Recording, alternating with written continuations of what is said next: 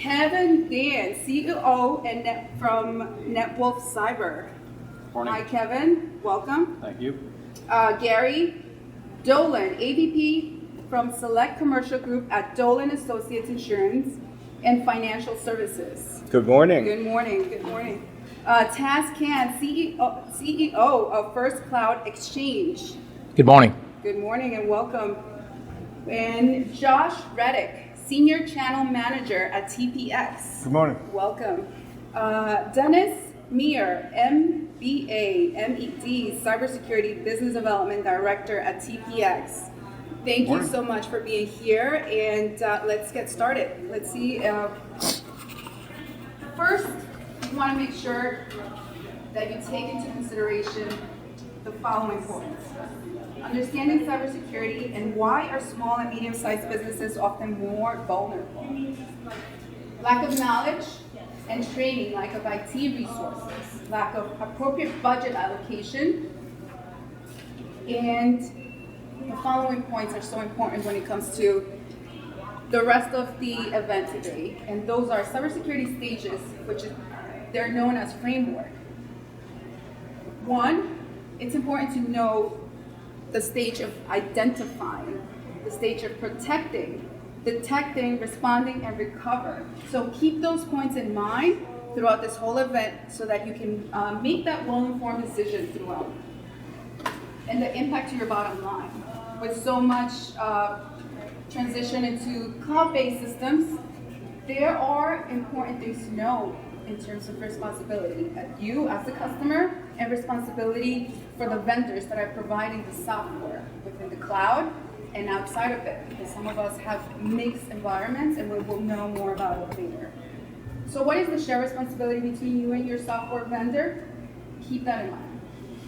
So we start with the first question. What does the threat landscape look like today, and how do bad guys infiltrate a business?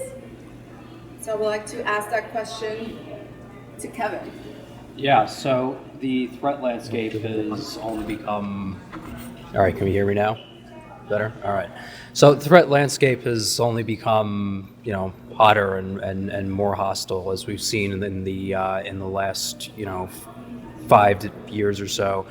So to get into the question of how threat actors, bad guys as they're more colloquially known, or even hackers, infiltrate a business. They usually, a lot of the attacks that we see originate through email, through what's known as phishing. It's a type of social engineering that's designed to trick the victim into either opening a document or clicking a link. And usually, if they open a document or something, that document has some sort of malicious payload that compromises the end user's PC.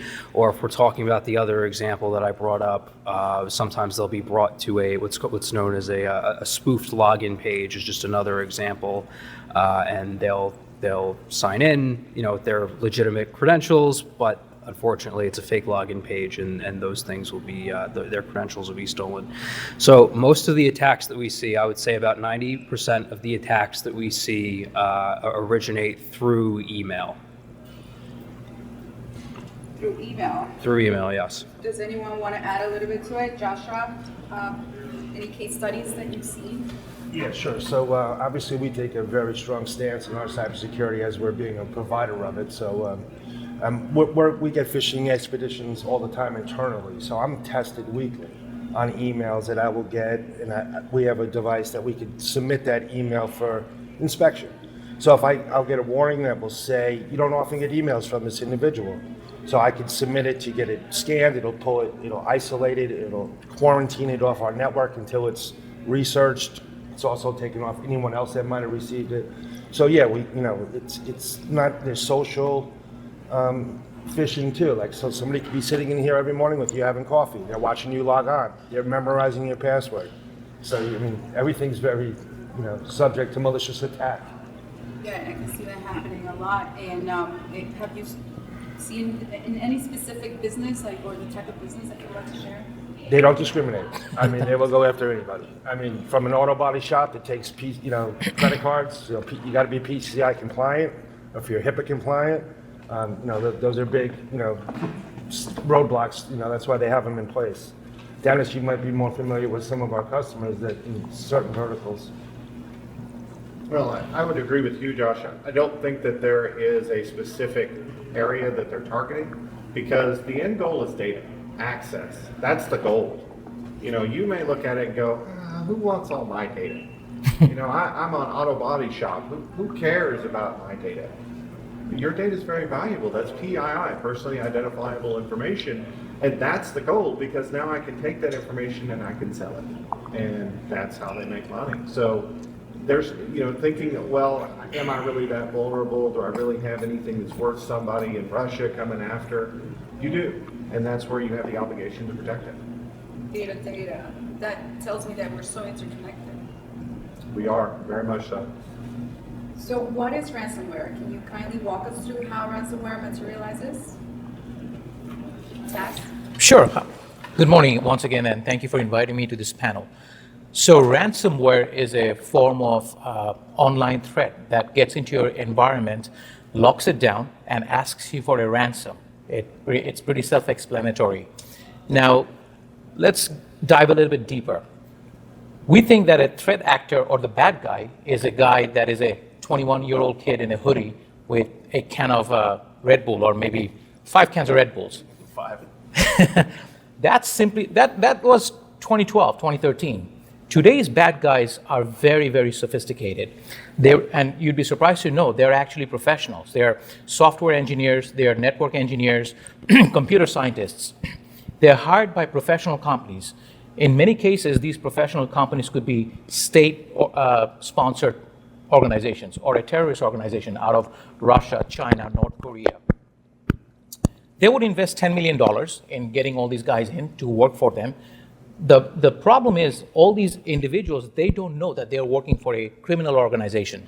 They all have specific tasks, kind of like a piece of the puzzle. They do their piece of the puzzle, and the end result is a ransomware.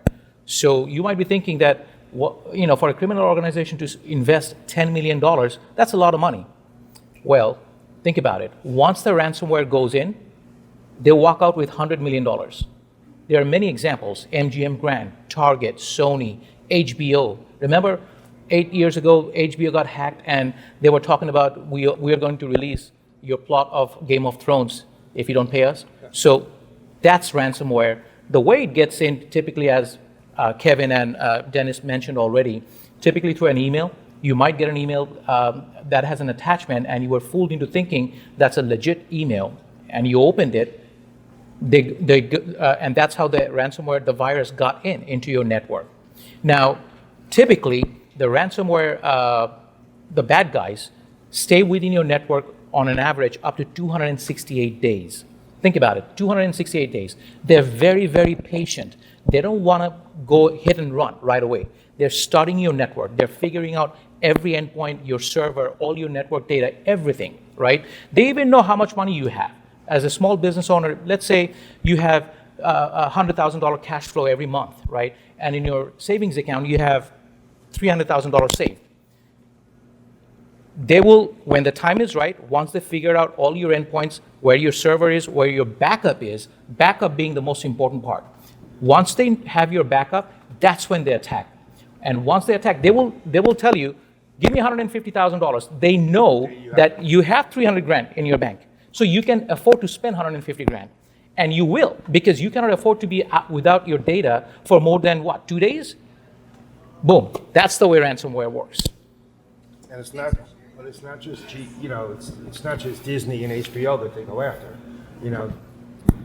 Those companies have the resources to put tremendous amount of cybersecurity in place. So they do go after the small to mid-sized companies because it's Everyone's got money, everyone's got data, everyone has some money in their bank account, everyone has cash flow. If you're a business, if you're a successful business, right, you have cash flow, you have resources, and you will pay that to keep your business alive. So they don't no discrimination when it comes to ransomware. So now you mentioned big names, big corporations, you mentioned the auto body shop. How have you been able to help them identify the pain points, resolve them, and become that valuable resource for them to touch base and connect with? I think a lot of it just comes into the fact of awareness. Are you aware that you are at risk? Are you taking that risk seriously? And what's the cost of your business because of that risk? And is it acceptable? Can I afford to be out 50 grand if I get hit with ransomware? And so that's the first step. Is, you know, they always say that the first step to solving a problem is admitting you have a problem. We have a problem. And so that's where we come in as more a consultative partner. You know, that's what we do, is to help you to figure that out and say, okay, what is it worth to you? Without obviously saying, oh yeah, we'll pay us $50,000 and, you know, we'll fix that problem for you. But at the same time, it's understanding, you know, those vulnerabilities, those weaknesses. And then obviously, not everybody has $1 million to spend on cybersecurity. So what are some things that you can put into place that are cheap and quick and easy that are going to take and be effective? You know, I'm often reminded of the story of Kevin Mitnick, who is probably one of the most prolific hackers out there. Kevin Mitnick was not a great programmer. It's not what he did. He was a great social engineer. He would call people up and say, hey, I'm with your IT department and I need to reset your password, but I need your current password. I got to validate who you are.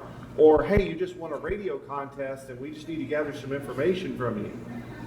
It's those things, and that is your weakness. And oftentimes it's not your network per se, it's your people. And you know, my boss coins a phrase, you know, bubble wrapping your users.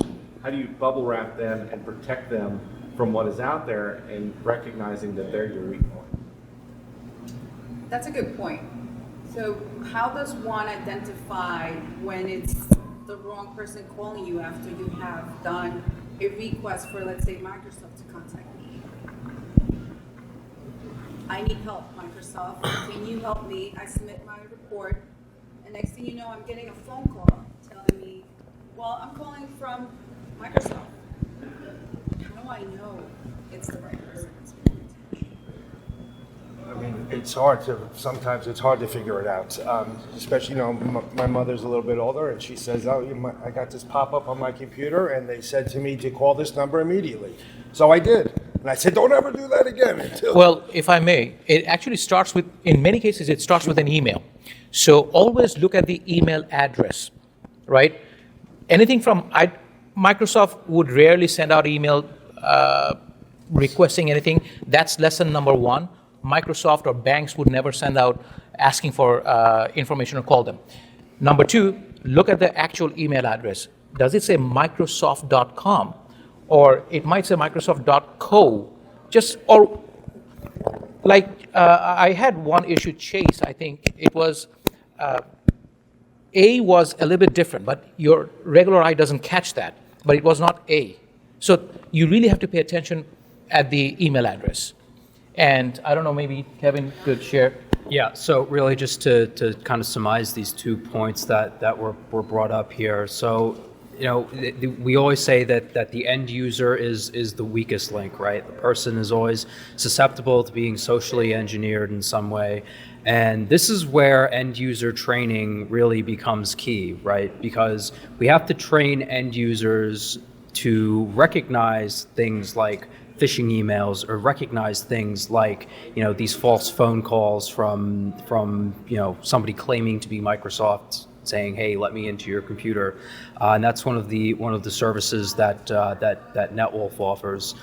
So usually what we do is, you know, there's a little bit of a classroom aspect where we'll take you through the mechanics of a phishing email. We'll do a couple of case studies, and we'll show you a couple of real life examples that we've encountered, as well as a whole bunch of more general criteria. And then we have a software that allows us to test what users have learned. So we're able to do phishing campaigns, you know, simulated phishing campaigns on, you know, either a monthly, quarterly basis, whatever we agree on.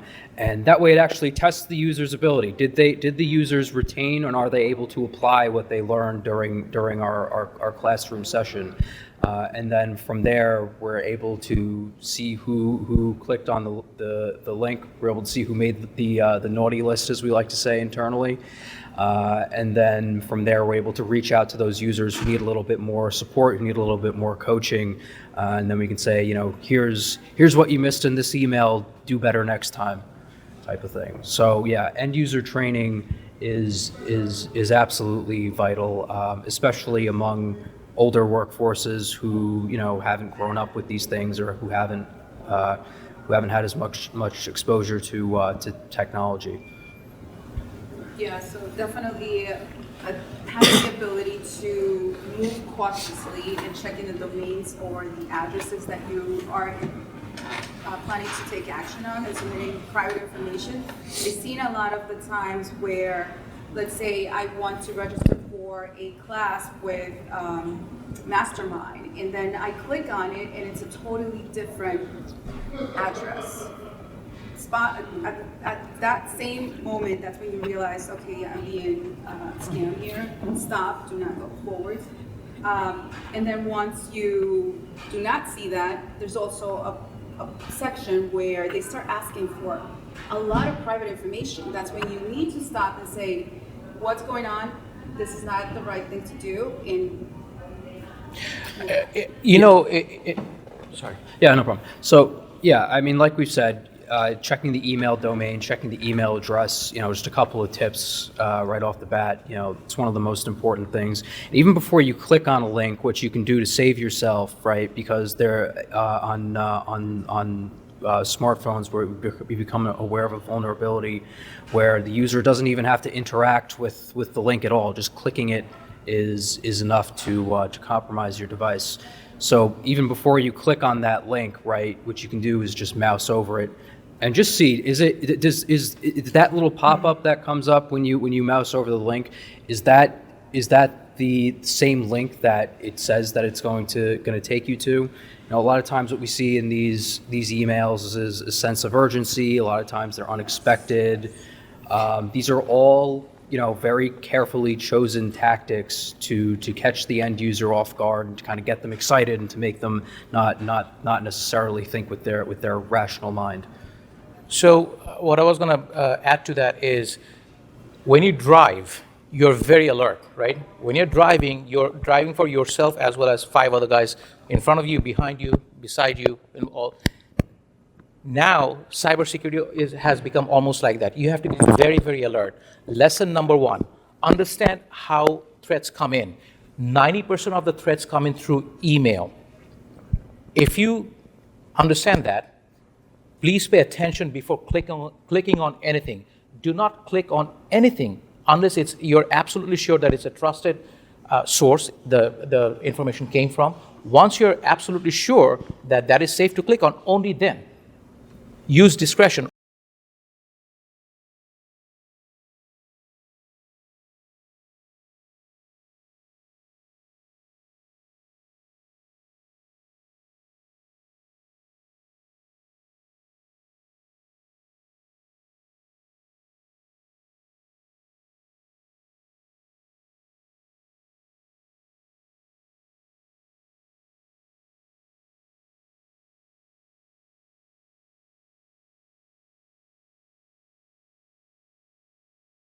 And that may be several hours after the fact. Somebody clicked it. And yeah, so that's the thing too, is that, like he was saying, user training, awareness, because knowing that, hey, look, if this is fishy, like if something doesn't seem right, it probably isn't. We ignore our instincts so often. What do we teach people? Like, be careful at the ATM, right? Always be mindful of your wallet. But we don't think about our online security and how we need to be suspicious there as well. But it's trusting your gut too. Like, if something doesn't feel right, it probably isn't. But your first response should be go get somebody. Don't forward it. You're never going to get in trouble by not clicking on it right away. If you take 2 minutes, you're never going to get in trouble. But if you do click on it indiscriminately, I promise you, it's going to be a very bad situation. It's really bad trouble. You don't want to get hit by ransomware. And some of the ways that they get to you is really not that dramatic. Like, I go to someone's LinkedIn page and I click on their contact information, and I have their cell phone number. So I was sitting at home one night, I get a text message from our CEO, Rick Mace. Josh, I'm in New York City. Can you do me a favor? I'm stuck in meetings. I need you to run out and buy me $500 of gift cards. Yep. I'm like, telling my wife, hey, look at this guy. I'm doing a great job. The CEO. She's like, calm down. That's probably not. So long story short, it could be harmless. Somebody that I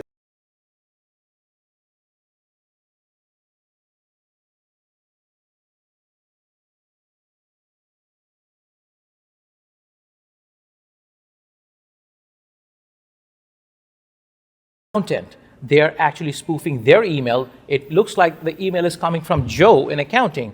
You have no reason to, doubt him. But if the message says, "Oh, I need money, and can you just go get, $500 worth of gift cards?" Yeah. That's a huge red flag right there. It doesn't hurt to call Joe. "Hey, Joe, did you send me that, email?" Some common sense, awareness, training, discretion. These are your very basic tools, but these are the most effective tools against ransomware. And there's a ton of stats out there related to cybersecurity, but one that's really glaring is the fact that 92% of cyber attacks are let in by a human. Like I clicked on a link or I replied to that text message. So, Keyword alert. Does Correct. anyone know what stage we're in right now within the network? I'm sorry? Detect?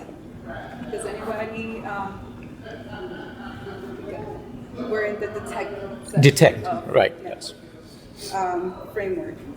All right, so what happens if your network is locked down by ransomware? What are the immediate effects? Who's taking that, me? Dennis. Dennis. Yeah. So if you do get hit with ransomware, what's going to happen is you're going to suddenly, the first indication that something is wrong is you may see that funny little things start happening inside your network. Suddenly people's programs are closing or their mouse is moving by itself. Or it may be a hit and run type incident, in which case then you're going to see your users saying, "Hey, I can't access this file on the network. What's going on? Like I clicked on it and it's got some kind of funny thing."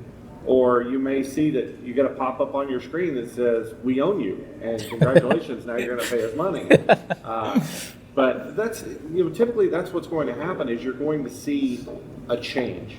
Like, as I was saying earlier, people are going to move slowly sometimes. They want to find out more information. They want to burrow themselves into your environment. That way they know more about you, and that way they can get more money. And so you'll see things like, "Hey, that file was changed last night at like 1 a.m. Why was that modified at 1 a.m. last night? That's weird."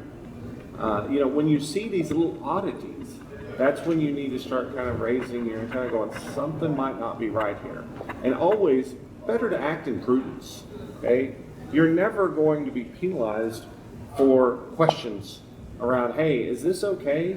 Because security is all of our opportunity and all of our jobs. But in many cases, the ransomware might just lock down your entire network. It might say, it will say, your network is locked down. You please pay us $150,000, because they know you got $300,000 in the bank, right? Please pay us $150,000. 24 hours from now, if we do not receive the payment, we will start deleting your files. And typically they will start with deleting the oldest files that you have to give you a taste. It's real, pay me now, or you're gonna lose all your files. So that's what ransomware will do to you. So I'm thinking, if you're affected by ransomware, what are your immediate options? Well, step one is always, if you have been infected with ransomware, you know 100% sure, call local law enforcement. Get the FBI involved. Because oftentimes what can happen is that you're being affected by something that's already been solved. You're in a panic because things are encrypted, you can't access files, you've got problems. And in many cases what has happened is that these decryption keys that are needed for your particular variant of ransomware, they've already been discovered and able to be fixed. But, it's a personal decision if you want to take and pay that ransom. It's up to you. But, my advice is always get local law enforcement involved. Get the FBI involved. They specialize in this. And they may straight up tell you, "Well, can't really do much for you. Good luck. Check your backups." Well, we've been invited to many meetings where FBI was there. FBI cannot help. FBI local law, of course, it's your duty to inform them that you got hit, right? So they will come in, but their answer is there's nothing we can do, because in today's world, many of the threats are coming from faraway places, China, Russia, mostly 90% of them, right? FBI cannot do anything about that. So the longer you wait, you have a 24-hour time limit, typically, right? The longer you wait, you start losing your data. So your question was, what do I do? Well, call First Light right away. Call First Light. We have the resources to bring into place and start recovering those data. It's a process where we have to start negotiating ransomware.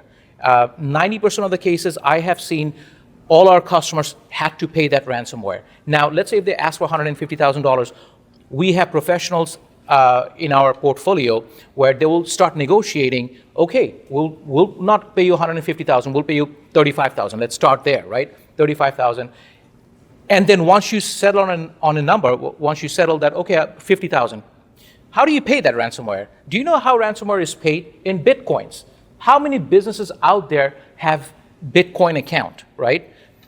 Go start a Bitcoin account. Try to buy those Bitcoins. You're not going to be able to. You only have 24 hours. So we have professionals in our portfolio that have Bitcoin account. They have a whole process. They will walk that customer through. First, they will isolate all the data. They will start recovering already on the background. They have a SWAT team.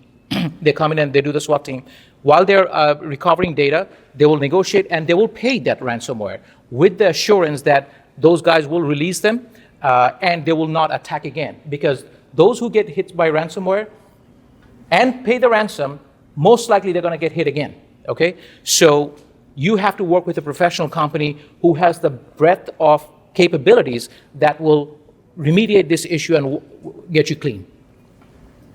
Yeah, so one thing I'll point out for those who are considering paying the ransom is in some cases, those who do go for that track can actually be charged with funding a criminal organization.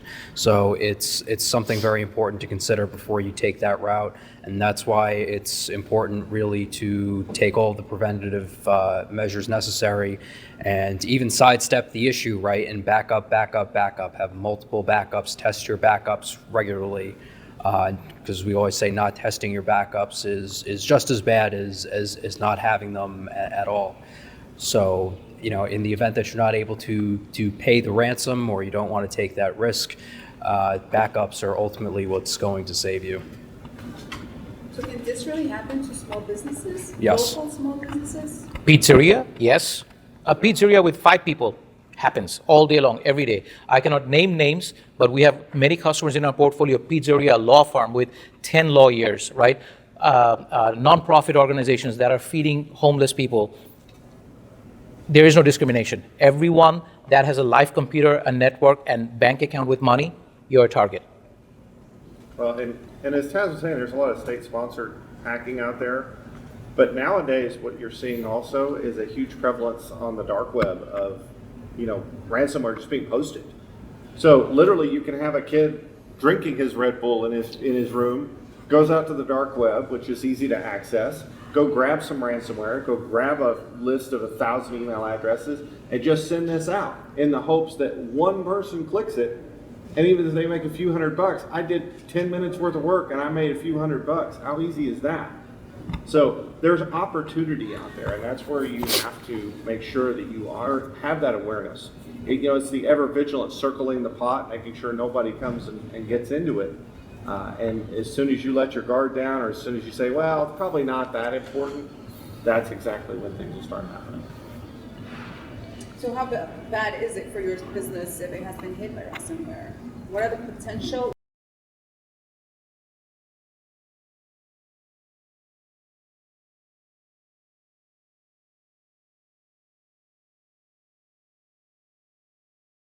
Has financial impacts. So if you take a ransomware attack, for example, there is a cost to identify when it happened, how it happened, how long has that event been in play, to put a dollar amount on the financial impact of that event. The cost of recovery, the cost of recovering data, the cost of getting your business back up and running, business interruption. Suppose it puts you out of business for a month. How many small businesses, think about the cost of being out of business for a month, not being able to make payroll. You lose your employees. You can't pay the rent. You can't pay vendors. The cost of regulatory fines could be in the tens of thousands of dollars. The cost of litigation, hundreds of thousands of dollars. Just the cost to defend a lawsuit. Never mind being held liable for it. Just going to court. Think about it. What does it cost for an attorney? $500, $600, $700 an hour? Easily. Maybe a team of attorneys, depending upon the depth of the loss. And it does not discriminate versus size of business. If you've got a small business, you're going to have those same financial impacts that will have a more dramatic effect because your pot of gold's a little bit smaller than the big guys who already have reserves set up for this. So this is the reason for cyber liability insurance, is that small business owners can transfer the risk of loss to a big guy, the insurance company.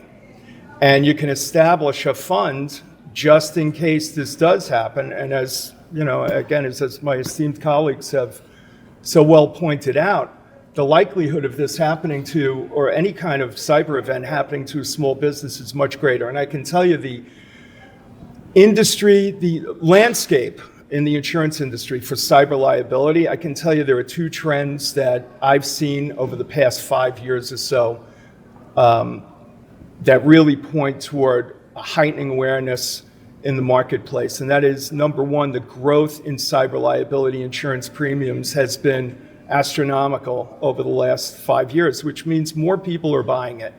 20, 30% a year, every year, year over year, with no end in sight. So the demand is super high. The supply is level, meaning that insurance carriers are starting to realize some of the costs of these claims and are hitting the brakes. So the availability, I won't call it a hard market. It's a sort of a moderate market right now. It's still available, but it may not work that way forever because cyber events don't act like regular insurance claims that are, you know, really predictable and based on 100+ years of data. Cyber events are in real time. It changes constantly. It's very difficult to price and underwrite. So availability becomes a challenge. And, you know, my urging to my small business clients is, if you think that you're immune to this, please think again, because an uninsured loss could put you out of business. And the other trend, and then I'll pass the baton, is carriers view small business owners as the soft target. Over the past couple of years, they have systematically removed cyber liability coverage from the standard business owner's policy, and they did it quietly. And unless you are reading your policy at every renewal, which most people do not, it's gone. It's excluded. You do not have cyber liability coverage. You've got to go out and get it separately or endorse it to your policy. So those two trends are in place because the industry sees it's a critical need, but it's getting tougher to get, and you have to be really aware of it. And even if you do, once you get hit by ransomware,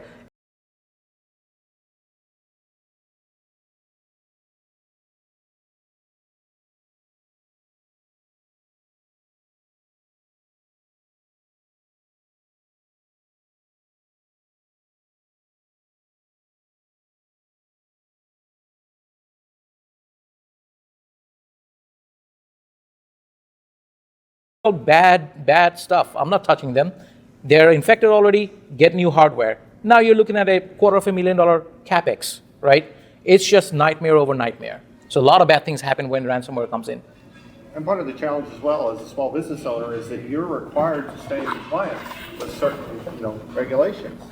And failure to maintain that, and also failure to maintain your hardware, your firewall, your POS systems, your credit card machines. All of these things, if they fall out of support, they fall out of compliance. You know, your Windows machines weren't patched, okay, because you don't have a patch policy that is effective. Your server's not patched. Your firewall was 5 years old and it's out of support from the vendor and is no longer, you know, considered effective. viable. what'll happen is you get ransomware and you have a cyber activity happen, and then your insurance company goes, nope, we're not going to take and pay for that because you didn't properly do your due diligence to maintain your environment to make sure that it was secure as could be. And so you tried to save yourself a little bit of money, or you're like, well, I can't really spend money on a new firewall this year, I'll get it next year. And then it ends up costing you $50,000, $100,000 in costs because of the fact that you didn't spend the $5,000. Yeah, so I just want to circle back to your point, actually, just talk about some concrete numbers. Is everybody kind of familiar with what HIPAA is? Has everybody heard of that? Yeah.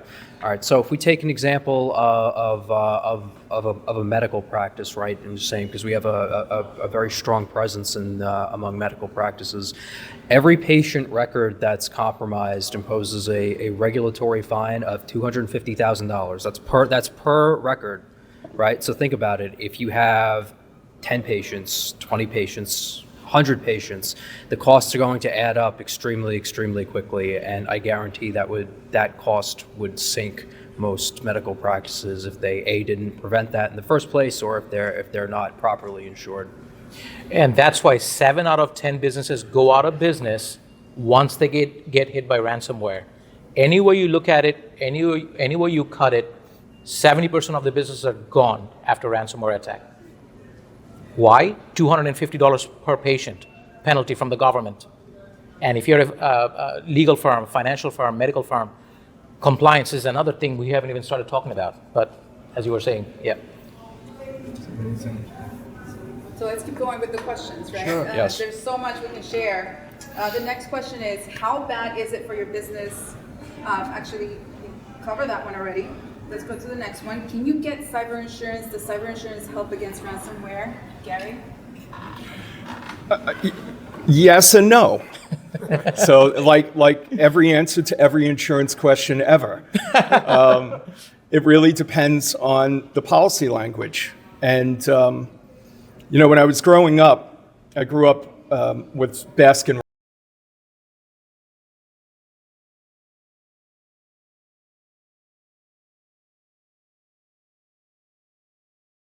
Anyway, 31 flavors, but it was all ice cream, right? All the same. Not so much.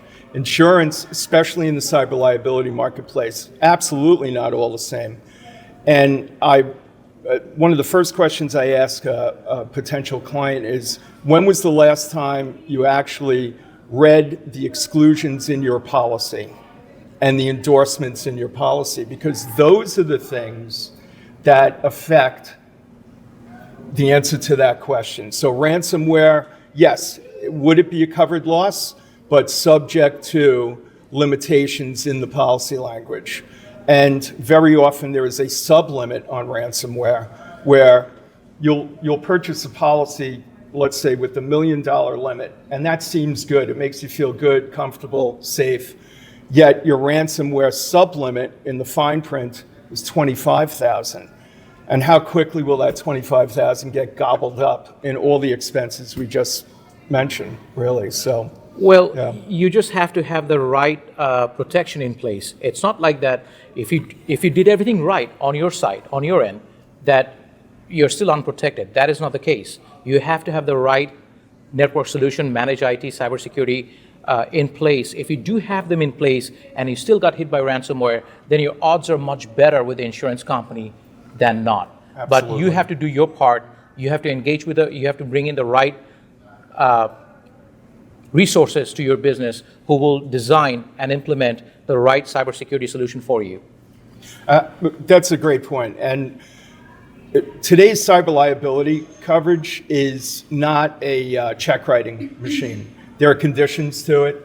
It requires partnership amongst people like ourselves in establishing a system of prevention, mitigation, follow-up, and those conditions are generally written into a policy, and that will determine just how much and how big that check is that your partner, the insurance company, is going to write on your behalf. If you're smoking all the time, if you're doing drugs and getting drunk every day, and then go to the doctor, oh, well, insurance cover everything. No, you've been smoking nonstop, a pack, you're doing drugs, and you're drinking every day, so no. So Jerry, there is certain credentials that, clients have to have prior to getting insurance, Yes. right? So you go through like a checklist, is that? Absolutely. To even get a quote today, I have a 3-page checklist that, it's almost like a self-assessment. So basic things like multi-factor authorization, very basic stuff. Employee training, number one. If you don't have a formal employee training manual that's documented, chances are they're not even going to go out to quote for you. So absolutely, yeah, it's a good 2 to 3 page self-assessment just to see if there's a market available for your type of business. The CTAP. Yeah, matter of fact, it's a good point. So this is a cyber assessment, threat assessment program we are running right now. With this, basically, one of our partners, TPX, they will come to your site. They will actually install a router in your network that will get a report of all your security gaps, if there are any security gaps, potential gaps, issues, and give you a report. With that report, you'll have the option of implementing the right cyber solution. And once you do that, that will enable you to get the cyber insurance that you need. And the pricing models now in the insurance industry will take that into account. And you can actually get better rates by having more robust systems in place, systems of prevention. Dennis, you know a lot about that device, what he's talking about, the CTAP, so you want to explain it to them a little bit as well? Like, we're not capturing personal data, right? We're just capturing the logs.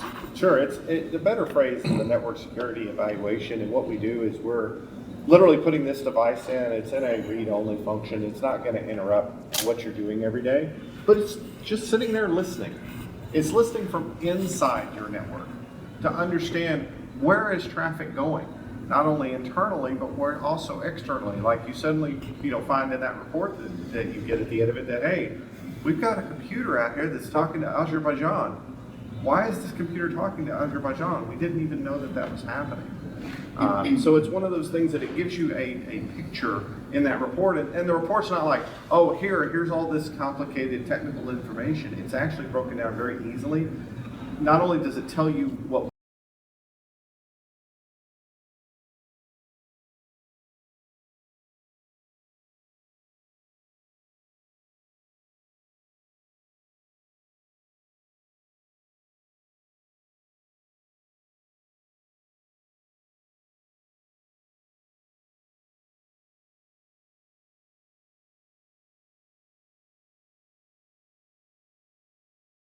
Firmware is out of date, what needs updating, all of that. So you get a complete report, health report of your network. On the software side, on the hardware side, network side, everything. Now, once you get that report, does it mean that you have to purchase service? No, that's at your discretion. You can take actions, or at the least, you will know you're aware of them, what your vulnerabilities are today. So we encourage you to take advantage of that. Give us a call, pick up a ticket on your way out, and TPX will come on site and install that router, run it for 7 days at no cost to you. It's a $1,500 cost that we're offering for free right now. And with that report, off you go. I mean, the report's detailed. We did an office, it was 5 people. The report was, 35 pages thick. So it's really, in lack of a better term, it's invasive. It really sees everything that's happening inside your network. Now, don't take a golden ticket from just anybody, because that could be a cyber threat as well. That's right. But we'll give you a document to ensure that we're not a bad guy. We even have hackers in our NOC, in our cybersecurity facilities. Every carrier that has a security operations center, they have bad guys in their employment. They're testing the network, the resilience of the network all day long. So we have a SOC, it's a cyber operations center. And we have engineers in there with over 150 different certifications. And some of these guys were literally we picked them off maybe not off the street, but we found them, and they're doing a lot of good work for us. Don't take the golden ticket from anybody. That's right, not just anybody. That's a good point. Somebody can come knock on your door tomorrow and say, hey, we're an IT company, and we want to give you a free assessment. We're going to put a little device in your network for 7 days, and guess what? At least we give you an authorization form for it. All right, so what I got is that ransomware is really bad news. It is. Anyone immune to it? Nope. Government is getting hit. U.S. government, municipalities, city, state governments are getting hit. So we're the mightiest entity on planet Earth, right? U.S. government, they're getting hit.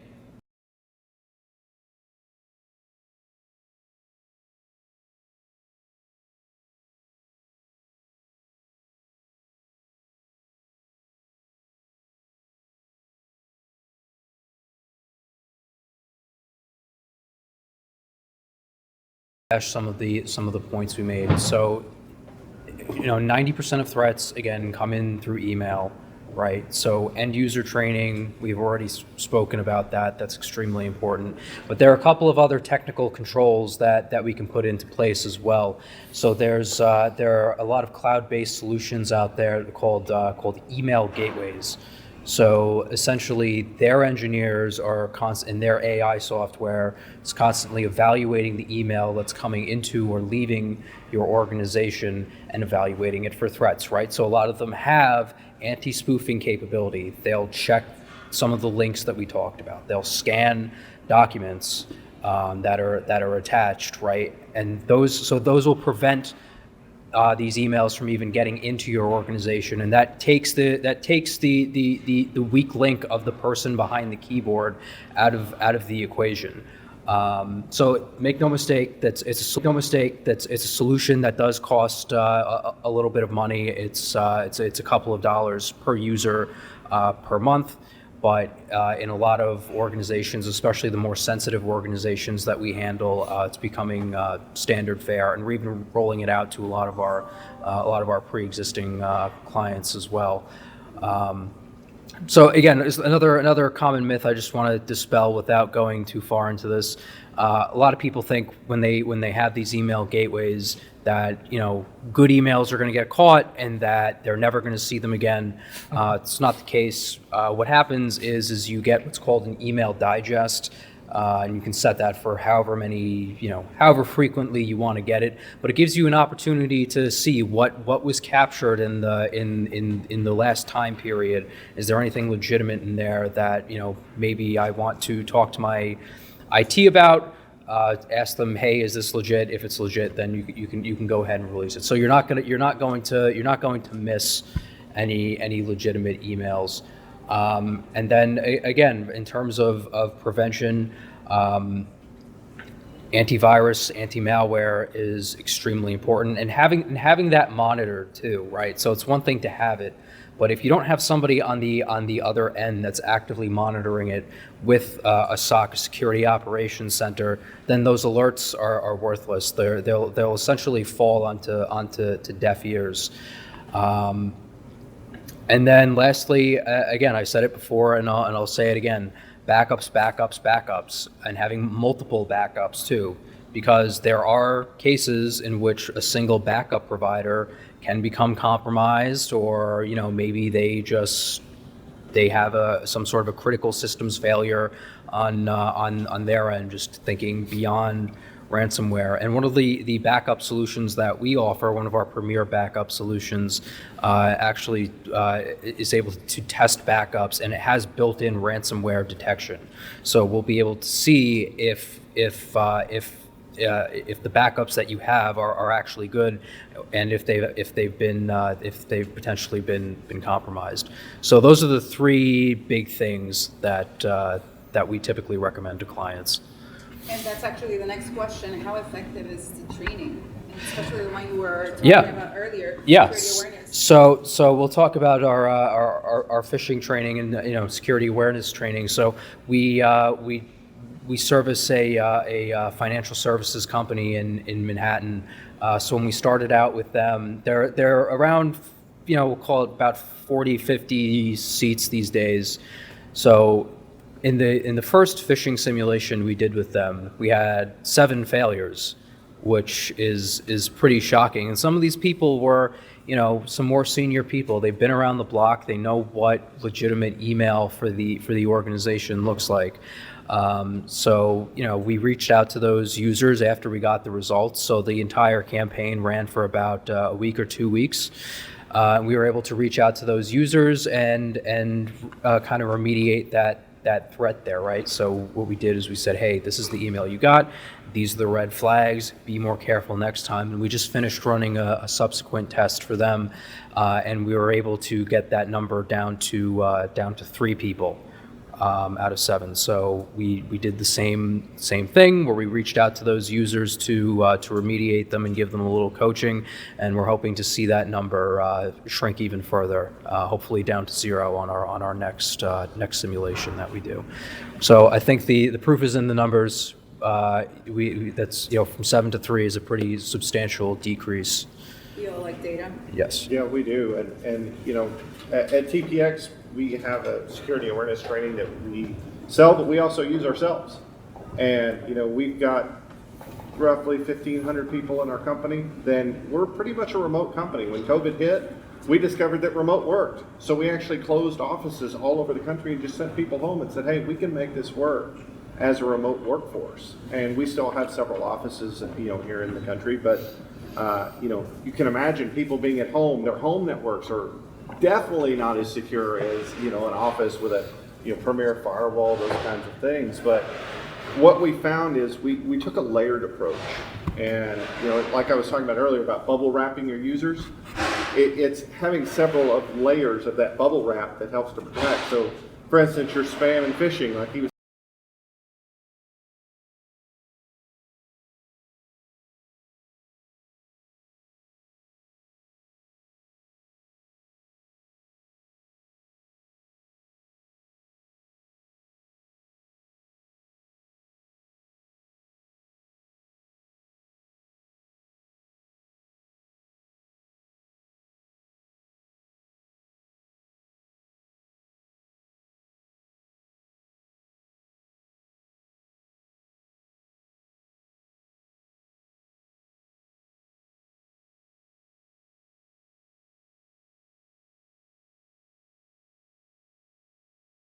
Green was good, yellow is cautious, or red, it was bad.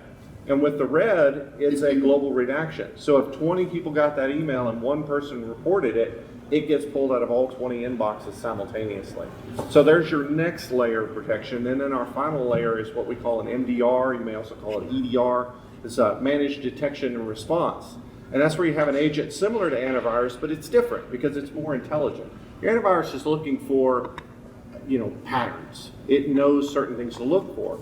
With an MDR, it's sitting in the background and it's looking at processes. It's looking at things in memory. It's looking to see if users are trying to laterally move and take somebody else's credentials and become them instead of the person that they are.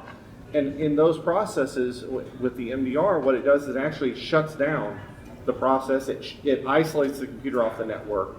It sends an alert that says, hey, something's going on here, so that then folks in that SOC can get into that machine. They can look at it, see what's going on, do whatever is needed to remediate it. But then also at the end of it, you get a report that says, hey, here's what happened, here's what we found, here's what we did, and here's some recommendations we have if there's still things that need to be done or maybe in the future to prevent this from happening.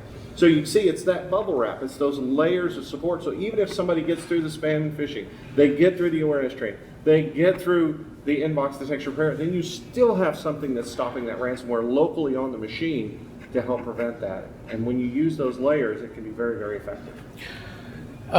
Yeah, everything that both Kevin and Dennis said, those are your table stakes. You have to have all those processes in place.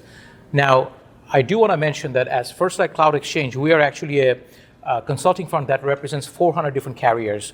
The strength that we bring, every single one of our partner is a cloud-based carrier. TPX is here on our invitation today. TPX is a nationwide carrier that plays a very strong role in the cybersecurity landscape in the United States. And that's the differentiator. Cloud-based. You want to align with your business with a provider that has nationwide SOCs all over the places with geo-redundancy and eyes on the glass, 24/7, 365. These folks, they don't go home during Christmas or New Year's Eve. They're working, right? Joe's IT shop, at some point, Joe's going to go home. he's not able to look at your infrastructure 24/7, 365. You only get that with a nationwide carrier that is cloud-based, number one. Number two, I want to discuss is backup. Backup is extremely important. The technical term is disaster recovery as a service. Now, you may have a server, whether that's on... Before we go to backup, briefly explain geo-redundancy for those that are new to cybersecurity. Sure. So you want to have your data centers in different parts of the country, and in many cases, different parts of the world. Matter of fact, that's the preferred way. You want to have East Coast, West Coast, South, Midwest, all over the place. So if one region is affected, whether that's climate or power outage, blackout, whatever, you should not experience any outage. You should have a seamless experience. You only get that if you are with a carrier, if you're with a service provider whose network is geo-redundant. It's all over the country. Coming back to the backup. So backup needs to be, so you have a server, your primary server, that may be on-prem or that may be in the cloud. Great, no problem. There needs to be another server that is backing up that server, and there needs to be air gap between the two, meaning there cannot be any physical connection. The only physical connection that is there is managed by the carrier at a carrier-grade encryption and security and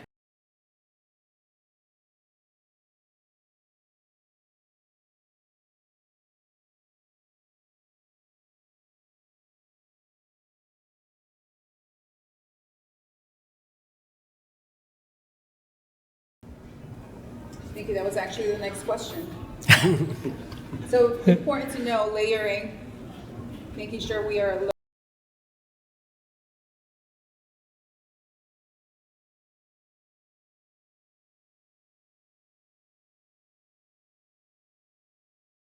a framework, as Dennis talked about, identifying, protecting, detecting. These were all covered by Dennis throughout his layering framework. So my last question now, if you can give me 3 options for 3 different cybersecurity setups. me or Dennis? Anyone want to take this question? Good. You want to take it first, or? Yeah, sure. So, I mean, our first option, I mean, again, so we realize that, you know, we're talking about all sorts of different businesses here. People have all sorts of different budgets. So our first package, our lowest tier package would include end user training, making sure you have an up-to-date firewall, and make sure people have a firewall. I mean, you don't know how many small businesses you walk into and they're still using the default, you know, router from their internet service provider. And then making sure that you have antivirus and backups. That's the first kind of tier that we work off of.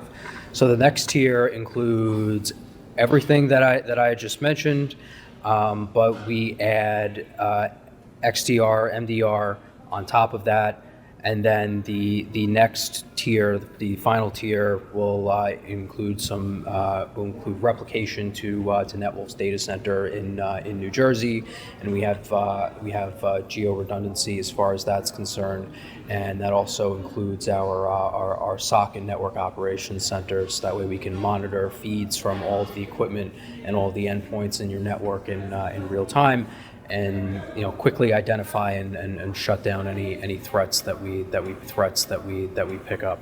I mean, our offering, to be completely honest, I mean, I don't want to necessarily break it down into 3 buckets like that, but for the sake of the question, I did.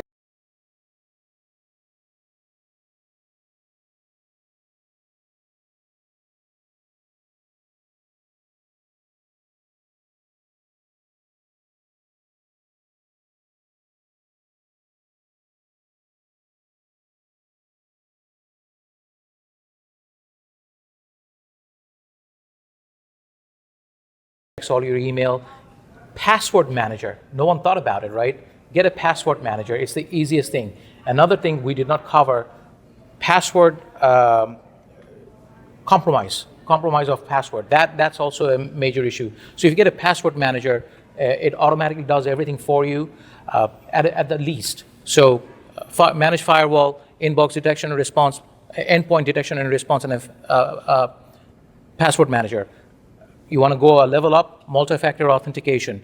Everyone must implement multi-factor authentication so the network knows you are who you are, right? You are, right? Third would be, adding disaster recovery as a service, and there are many other things we can do. Network security is like Swiss cheese. There's so many holes, and you have to layer many layers of security. And like Kevin said, it's every case is unique. You have to go in, you have to assess the environment, and you have to make those recommendations. Yeah, that's a good point. So we do look at everyone's budget, the individual's budget, right? And then, is there an immediate need, right? So those are things so we kind of build a solution around the environment that we're, visiting with, right? So if we're in your office, there might be a need for, additional, for instance, cameras, right? Are those cameras vulnerable? Are they able to get into the network through those cameras? And Dennis sees a lot of customers on the TPX world from large, medium to small. So is there something that you would add? The biggest thing that we also see is understanding, what's there, and it's about having that conversation. And oftentimes people are intimidated. People always tell me, "Well, you're in technology. I don't know anything about technology. That's just." I know a little bit. I know how to use my iPhone, and I'm like, yeah, but you're an accountant. You know more about the accounting rules of GASB than I'll ever know because that's your job, and this is my job, okay? And that's the only reason I'm an expert in it is because this is what I enjoy to do, and this is my passion, and my passion is to help people understand it. And so it's about having that conversation and not being intimidated by it. Don't feel like, oh, well, they're going to talk over my head, and I don't understand what all this managed firewall is, and what does it do, and how does this really help me? And I don't really understand all of it. It's like magic and wizardry behind the scenes. And so it's understanding that hey, it's okay to admit you don't know. That's all right. Well, that's why we exist. Exactly. We're here to help and to be advisors. And the one thing I would say that also can help in addition to the things we've mentioned is that endpoint management. And it doesn't have to be where, we're your IT support, we're going to take over everything. That's not what we do. But more what I'm talking about is making sure that, for instance, are you getting a report now that says that your workstations and servers are getting patched every week or every day or however often you want them patched? And how do you know if it was right? Was it effective? Did it happen? Or, you got Jane Smith over there who, she don't like to reboot, or John's like, I don't shut off my computer ever because I'm afraid it won't come back on.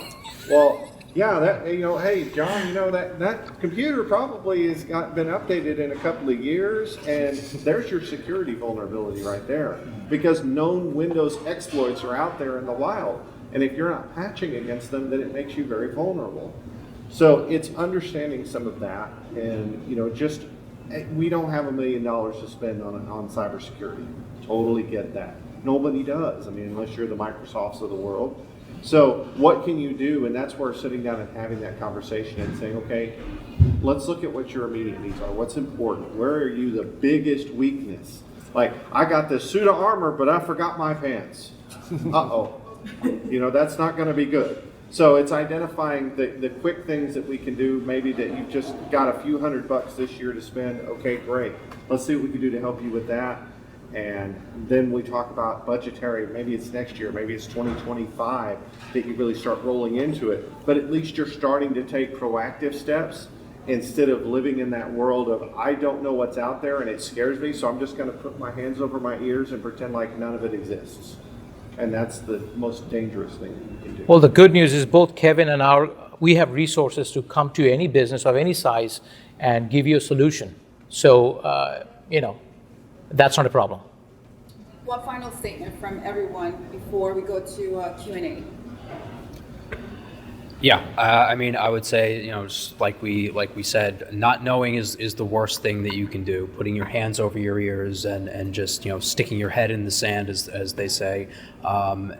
Businesses of any size, cybersecurity at least warrants an investigation to see what you're doing right, but also to see what you're doing wrong.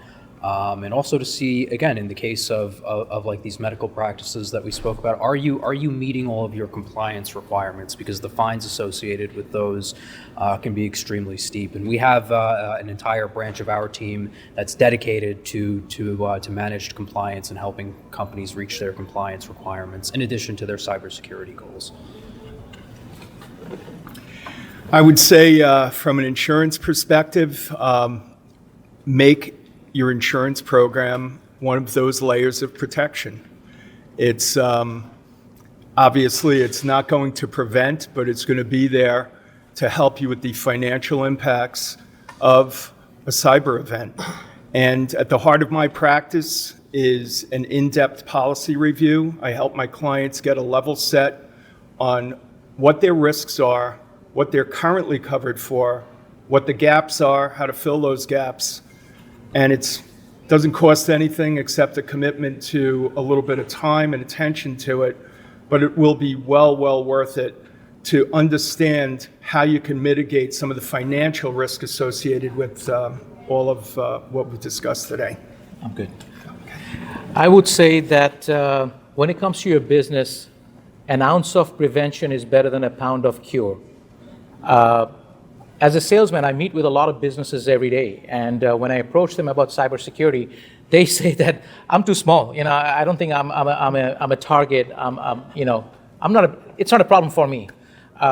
Unbeknownst to them, that they are a target, and it is a big problem.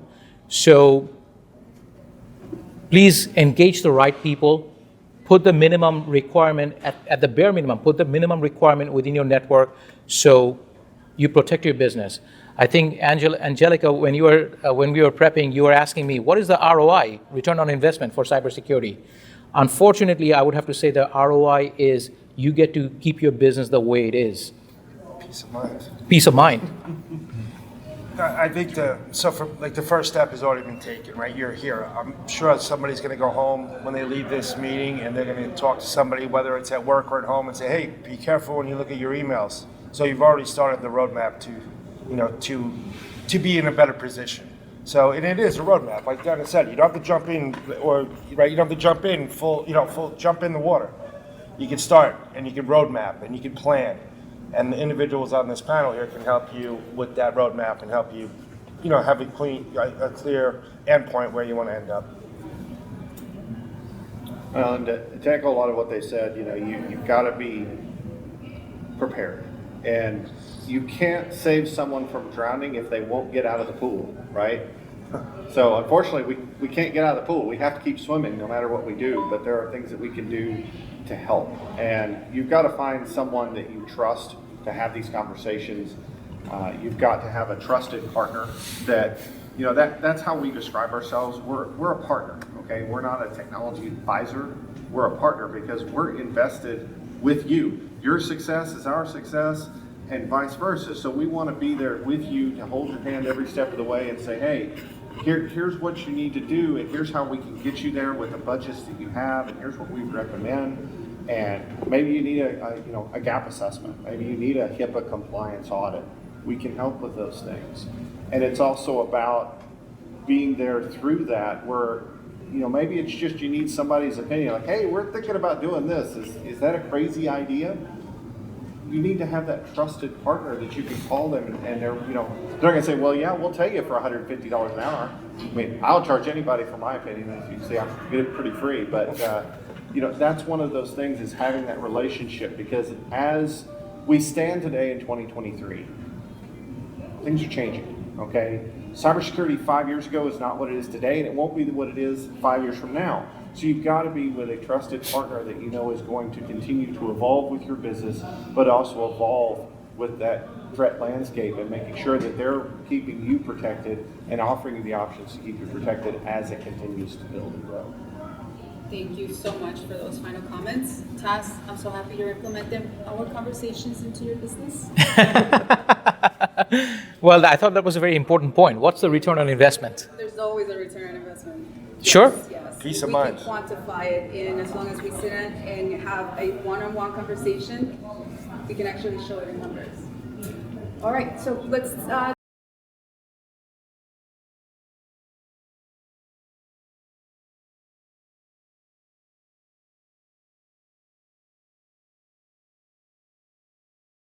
So, like, is there any best practices for protecting your websites and visitors to your website?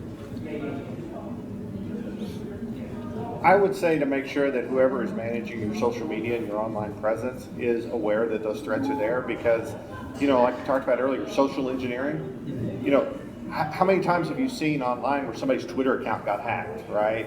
Or their Facebook page got hacked and somebody posted all sorts of crazy things. It's about that awareness because whoever has the keys to that, and like Taz was saying earlier, having a password manager, whoever has those keys to that is a target. They're vulnerable because they know if they send a message to your business, that person's going to respond. So you start having that casual conversation and, I'm sorry, I had to step away because my puppy, and, I've got a puppy. Oh, okay, what's your name? What's your puppy's? Oh, okay. So now they start figuring out that information. But a lot of that is, like I say, it's understanding that. If you've got a website, make sure that somebody is reviewing that code, a third party that has no, interest in that, no bias, that they're actually able to tear through your code and say, you've got weaknesses here, evaluate those, fix them. Because, once again, Windows exploits, Linux exploits come out in Apache or, just bad code, or people SQL inject, things of that nature, and suddenly now they're in your network because they compromised your web server. What I got from this alert awareness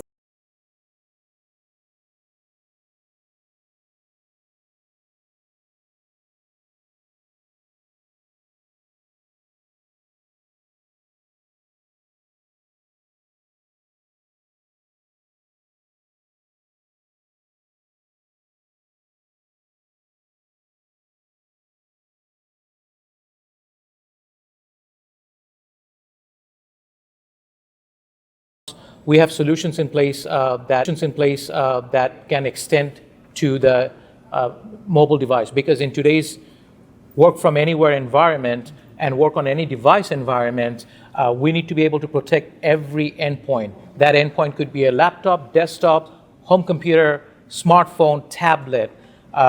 With the MDR, Managed Detection and Response, we install an agent at every endpoint, and that agent acts as a firewall and as the gatekeeper of all threats. Absolutely. Okay, so we'll take one more question from our audience, and I'll give you the microphone. Oh, I guess thanks. What's the other 10%, right? 90% of it's from emails? And Password. And security, lack of awareness. Yeah, social engineering still works in 2023. That's still the easiest way to call somebody and say, hey, now I've compromised your account because I figured out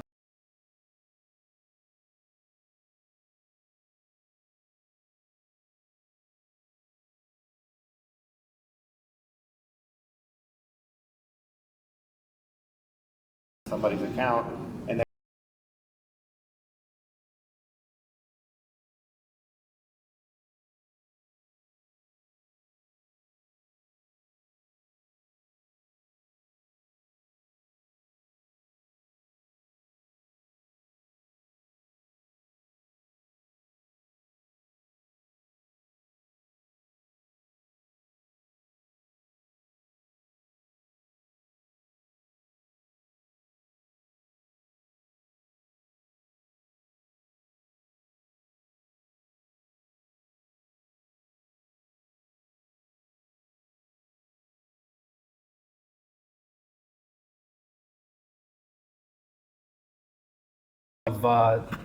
A separation of responsibilities, right? Because especially with that one person, you're putting all of your eggs in one basket, right? So if that guy, we've even seen cases of rogue IT administrators where they hold some grudge against the company, and then they hold all the keys to the kingdom and they walk out, and then companies are dead in the water, right? So that's why it pays. So there's the cybersecurity principle of division of responsibilities, where no one person holds the keys to the kingdom, is especially important. And plus having a third party, right? That third party has no biases. So they'll go in and tell you what you need to hear, as opposed to what the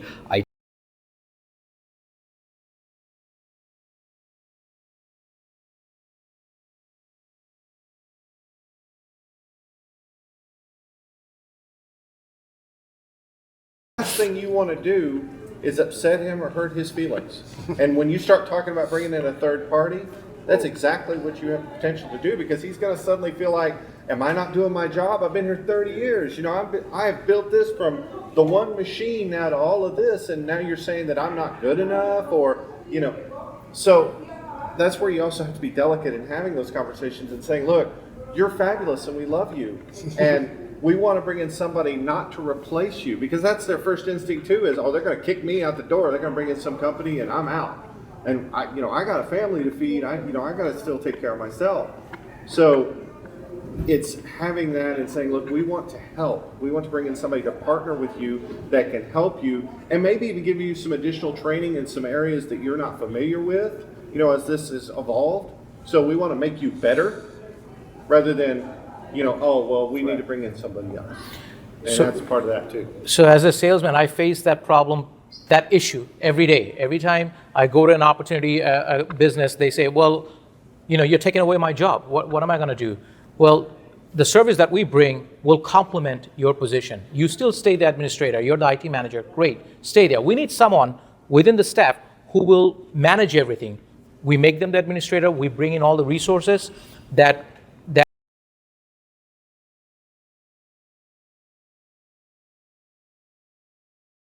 step would be to do that assessment, figure out what's what, whether you do it through us or you do it through Kevin, doesn't matter. Take that first step. We're all here to help you, right? Get that assessment, that will give you a report card.